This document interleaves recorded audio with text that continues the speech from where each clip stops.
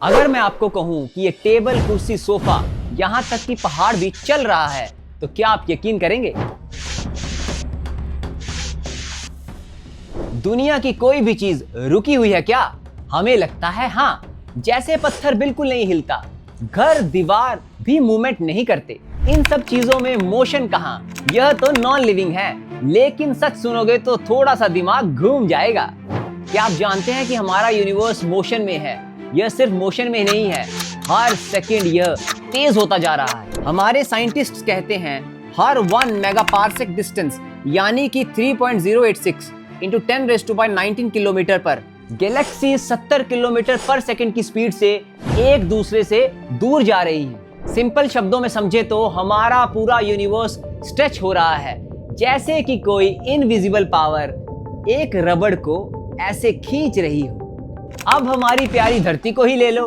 देखने में तो हमें हमारी धरती खड़ी लगती है, लेकिन यह भी तो अपनी एक्सिस पर घूमती ही रहती है, लगभग 1600 किलोमीटर पर आवर की स्पीड से, और साथ साथ सन के अराउंड भी घूम रही है, लगभग 1,07,000 किलोमीटर पर आवर की स्पीड से।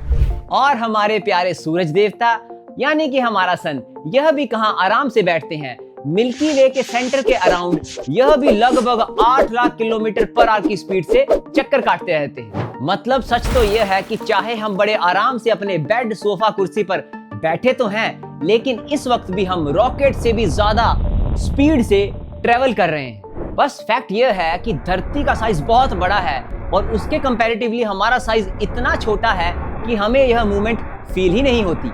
जैसे कि बड़े से घूमते हुए फुटबॉल पर अगर कोई चींटी बैठ जाए तो वो घूमते हुए फुटबॉल की मूवमेंट उस चींटी को फील ही नहीं होगी। हमारी कुदरत यानी कि मदर नेचर भी हर वक्त मूवमेंट करती रहती है, हर समय यह भी मोशन में है।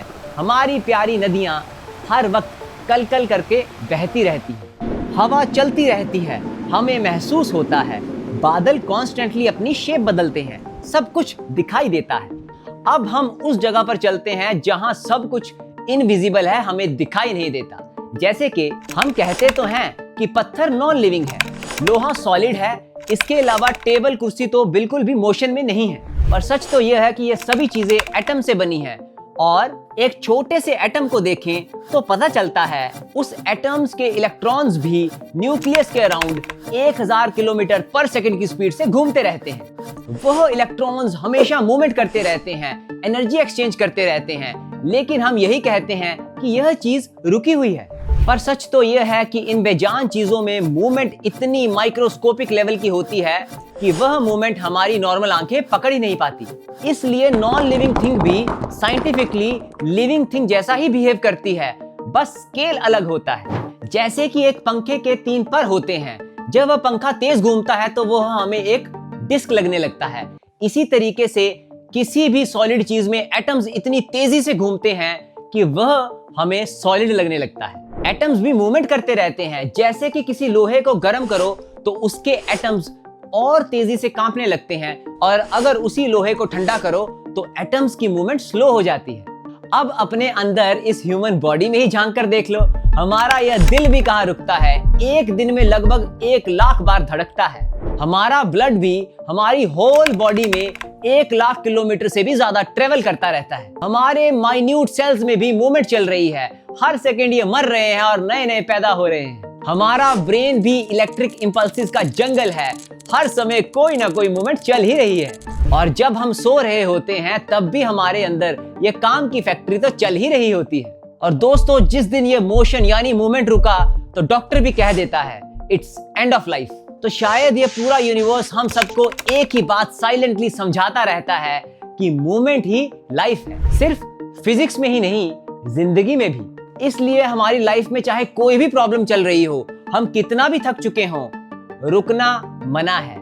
थोड़ी सी स्पीड स्लो जरूर की जा सकती है। डायरेक्शन गलत लग रही हो तो मुड़ जाओ, लेकिन खड़े मत रहना, क्योंकि जब पानी खड़ा हो जाता है तो पीने के लायक नहीं रहता। हमारा जब खून रुक जाता है तो क्लॉट आ जाता है, पैरालिसिस हो जाता है।